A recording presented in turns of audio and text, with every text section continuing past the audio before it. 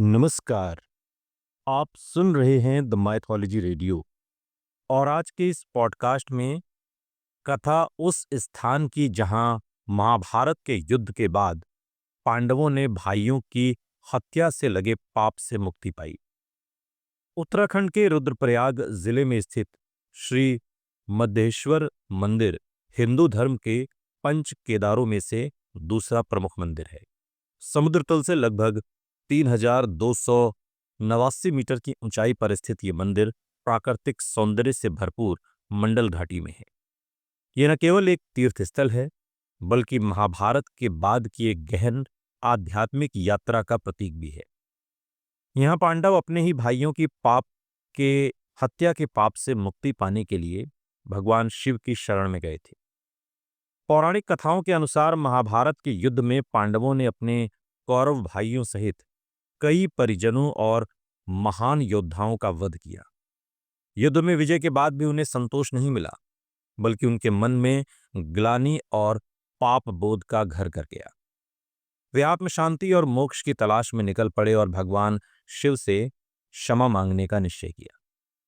मगर भगवान शिव पांडवों से क्रोधित थे और उनका सामना नहीं करना चाहते थे। इसलिए वे उनसे छिपते छिपाते केदारखंड, जो अब उत्तराखंड में है, वहां पहुंचे। वहां भगवान शिव ने नंदी रूप में 5 स्थानों पर अपने शरीर के अंगों को प्रकट किया। कहा जाता है कि केदारनाथ में शिव की पीठ, तुंगनाथ में भुजाएं, रुद्रनाथ में मुख, कल्पेश्वर में जटा और मधेश्वर में उनकी नाभि भाग, जो मध्य भाग है, वो प्रकट हुआ।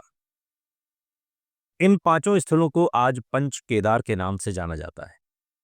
मद का अर्थ होता है मोह या माया और महेश्वर यानी कि शिव।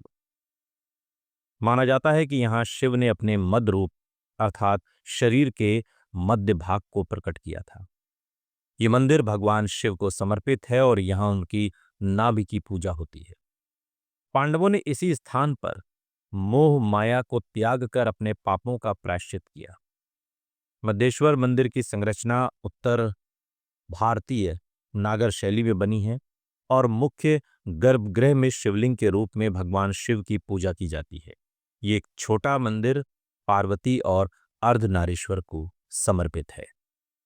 सुनते रहिए द माइथोलॉजी रेडियो, सुनता है सारा इंडिया।